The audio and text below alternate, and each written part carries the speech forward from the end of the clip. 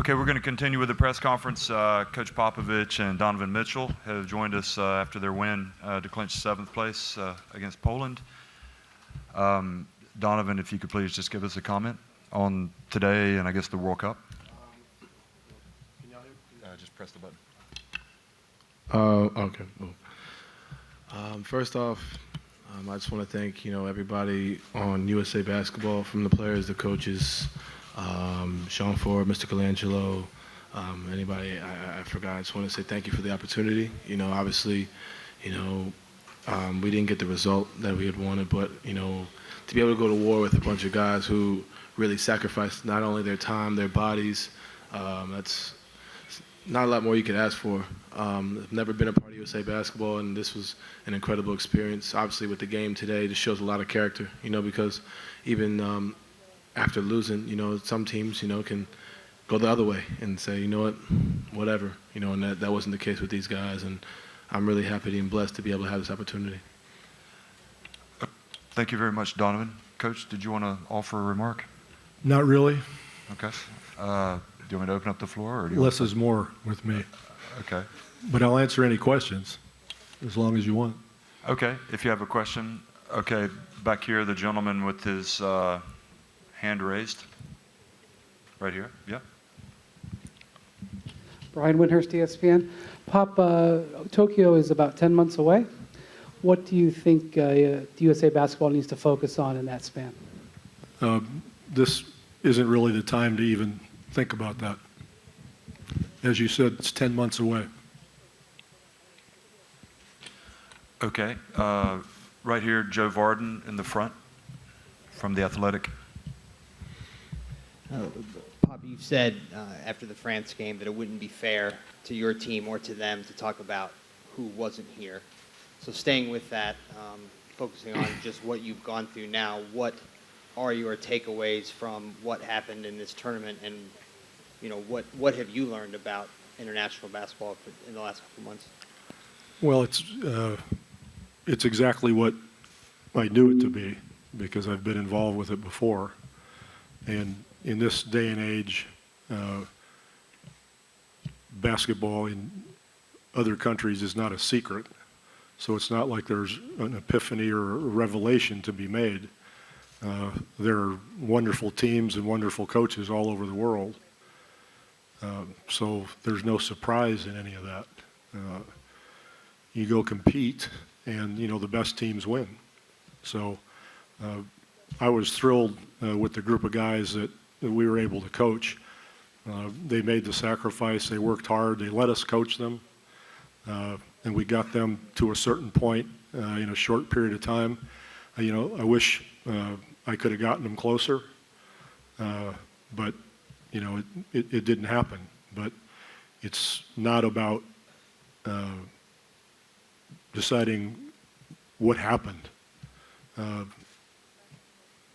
Better teams got to the finals, and that shouldn't be a surprise to anybody. Because there are a lot of great teams in the world. It's not written in stone that the United States is supposed to walk to a championship. That's pretty old school thinking. I mean, even the teams that have won in the past had a lot of close calls against several teams. It's never been a cakewalk. It's not like the dream team and whatever. It's in my view, it's to win this thing, it's even more powerful and more meaningful than it ever has been, because teams are so good and have improved so much, and the coaching is so good. So I'm not sure what satisfaction there is in beating everybody by 30, as in the past, way back. I don't see the joy or the glory or the satisfaction in any of that. We got great satisfaction in playing every single game. In the France game, we were up 7 with 5 minutes to go, and they played down the stretch better than we did. So they get credit for that, and they win and we lose, and you move on. But it's not like there's an epiphany or you need to solve this and this and this and this. You go compete, and I think in the beginning I said there was 5, 6, 7 teams that can win this thing, and I think it'll be like that all the time. Okay, right here, Tim Reynolds from AP. Pop, you often talk about appreciating people and appreciating experiences. Forgetting the basketball part, what did you enjoy the most of these 42, 45, whatever days it was with your staff and these guys? I think it was mostly the relationships that you built up with players that you've never coached and coaches that you don't coach with usually. I mean, Steve played for me, but those relationships grow. And everybody knows that when you're in a tough situation and you're in a competitive situation, you learn about people, you grow closer.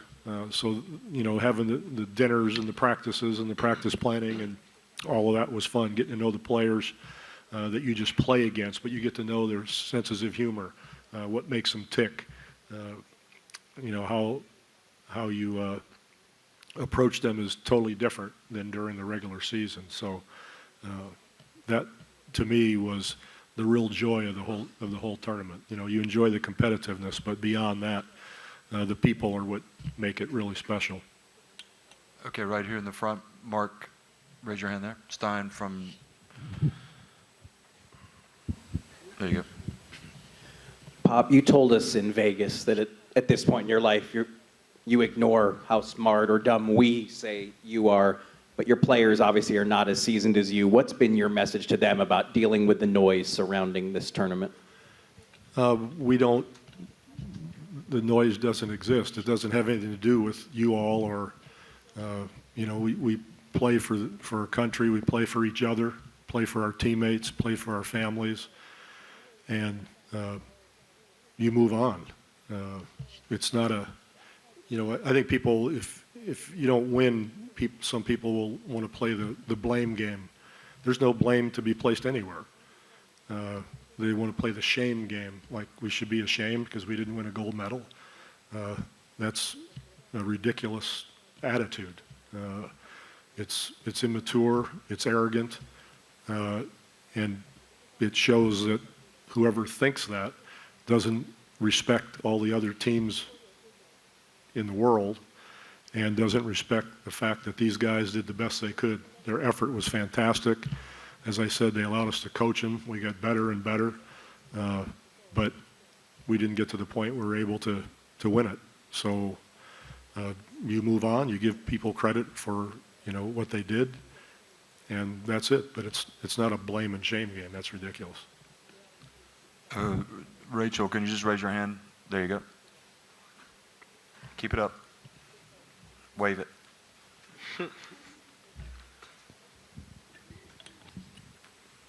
Donovan, I know that coming away with a medal is always a goal, but this has been a really strong tournament for you. So can you talk about what your big takeaways are from this and what it was like to be part of this U.S. team? For me personally, coming into this, I didn't know what to expect. I just came out there just trying to do everything I knew how, try to improve in certain areas. I knew Coach Pop, having Coach Quinn on the staff, I knew what to expect as far as the defensive end. That's one thing I've really wanted to work on, and I think I've gotten better at that. Becoming a leader, I think, is one thing for sure that I've tried to work on as much as I possibly can. And obviously, like Coach Pop said, building relationships with guys throughout the league. Just getting to know how guys approach the game of basketball, how they approach big games. And one guy I really took a lot away from is Harrison Barnes. Just the way he approaches every moment of not just the game but life, coming in with a positive mindset. The one thing that really impressed me is even after we lost, he was the first one in there getting treatment, first one in there taking care of his body, and that's one thing you can take away outside of playing on the basketball court, but sustaining this for a long time. And that's one thing I pride myself on doing, trying to stay in this league as much as I possibly can, and just trying to take away everything I can, whether it's little things from film, on the court, off the court, and whatever it may be. Okay, from Lithuania. Jonas Miklovas, basketnews.lt. Coach, if you don't mind, I have a question about some guys of your sports family. We are shining brightly here in Beijing, like Patty Mills is leading Australia, Boris Dia is on French national team staff.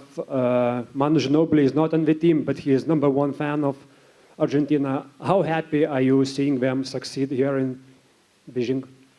I'm very happy for them. It's a wonderful part of my life that I can have those kinds of guys that I've been privileged to work with go on and do what they've done. It's very satisfying, very enjoyable. Sorry. From Greece, in the white shirt. There you go. Coach, my name is Antonis Kalkavouras from Greece, Gazeta.gr. I would like to ask you, now that the games are finished for the US team and you fought and forget about the 7th place, do you think that after... You just reminded me. I had already forgotten until you said that. Okay. Do you think that the fact that 32 players denied to play in this team, and since you are the biggest part of the program, the program was a little bit, in a way, betrayed for the biggest stars of the NBA? I'm sorry, I'm not sure I understand what the question is. If the program of the USA basketball, since you got 32 notes from the biggest stars of the NBA this summer. Did you count them up? I didn't know that. Yeah, 32? Okay. 32 out of I believe 35. you. I believe you. Was a little bit betrayed, the program, from the players, from the biggest stars. Did you say betrayed? Yes. Did you feel betrayed? I don't fault anybody that decided not to come. Everybody's got a life. Things happen in people's families. People have things going on. It could be injuries. It could be personal commitments that they have. I don't fault anybody. Whoever came. And this group, as I said, I couldn't have been happier with any other group, no matter who might have come. They wouldn't have worked any harder than this group did. So I don't even think about the people who didn't come. Someone asked earlier, what does USA Basketball have to do? Continue and keep going. And we coach and they play and we do our best. That's what USA Basketball does. It's not like something has to be changed, or do this O's and X Y's, or do this strategy-wise and all that kind of thing. It's a tough competition. And you do the best you can with whoever comes, and that's it. Everybody else, all the other countries have some guys that didn't come. We just had 32, like you said. But I honestly don't and never have thought about it. The guys that came have been absolutely wonderful. Okay, Enzo from the Philippines. This is for Donovan. I'm Enzo from FIBA and from the Philippines. 2 quick questions, very easy, hopefully. What kind of comeback can people expect from Team USA? And considering everything, all the ups and downs, the travel, do you think answering the call this year was worth it? I'll answer the second one first. Of course, I'd do it again. I love this group. First of all, I love the game of basketball. So if you're going to tell me, if you would have told me 3 years ago, before I got into the NBA, that I'd get to play under Coach Pop, Coach Kerr, Jay Wright, Lloyd Pierce, and play with the guys in the locker room that I'm playing with against some of the greatest players across the world, I wouldn't believe you. So for me, this is an amazing experience. Everybody likes to look at the end goal, but when you sit back and reflect, I play for Team USA. That's incredible for me. I think that in itself is amazing. So yes, it was definitely worth it. What was the first question you said? Well, if you look at the past 2 games, the way us 12 played, being down when we were down, coming here playing, because like I said, I've been on teams when I was younger where if it gets to that point, it's like guys all right, that's it. So that comeback in itself shows, one, what we're made of and what everybody else is made of. And I've played against a lot of guys in this league, and teams have had bad seasons. Teams have gotten swept in the playoffs. We had a all right playoff series this past year, and I know the guys in this league, whoever gets chosen to go to Tokyo, what they expect, because obviously we want to win and we take it personal. So next year guys are going to come back and we'll be ready. Not that we weren't ready this year, but guys are going to be ready and locked in. So I'm excited. I'm blessed to have done this. I would love to do it again given the opportunity, but I think guys will be ready. Okay, right here, Joe. That's it. Okay. Last question. You both have touched on this a little bit, but if you could try to go a little bit further, I'd be interested. But Poppy, I mean, you said that the better teams won, and listening to everything else you said, what I'm wondering from both of you is, how close do you think this group is? How close to what? To being good enough to be in the gold medal game and win. Like if you made no changes, which you probably will, but if you made no roster changes, how close is this team, talent-wise, playing together-wise, whatever? Well, if we started today for the next 40 days or however it's been, we'd be even better than we are now. I think we had more room to improve than any team in the tournament. A lot of these teams are going to have guys that are, not as old as Luis, God love him. Is he great or what? But, they're in their 30s, and some of these guys have played together running the same stuff for, 8, 9, 10 years. The closer you can get to that repetition and keep working at it, the better you're going to be. So this group would just continue to improve without a doubt. I mean, I think it's hard to argue with that. Having just gotten together and never having played with each other before, they came a long way. As I said, I wish I could have gotten them closer. I feel badly about that because they're such great guys.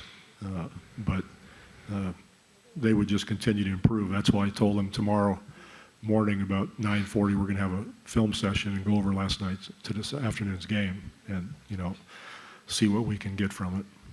Okay, we're going to have one question from Poland, and then that's it, right there. Right, okay, thanks. Jakub Wyszyński, Przegląd Sportowy Poland. Coach, you faced team without any current or former NBA players today. Without what?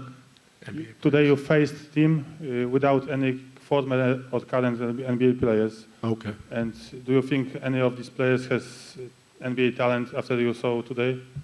Well, I don't know what their situations are, and you get fined in the NBA for talking about other players and what you want to do with them, so I'm not even going to think about that. But I'm glad you did ask that, because I think Coach Taylor's amazing. That team executes really well. They were gritty, they were hard-working, but their execution was very impressive, and they're to be commended, and he does a fantastic job. Okay, thank you very much for coming, everybody, and Thank you. Coach and Donovan.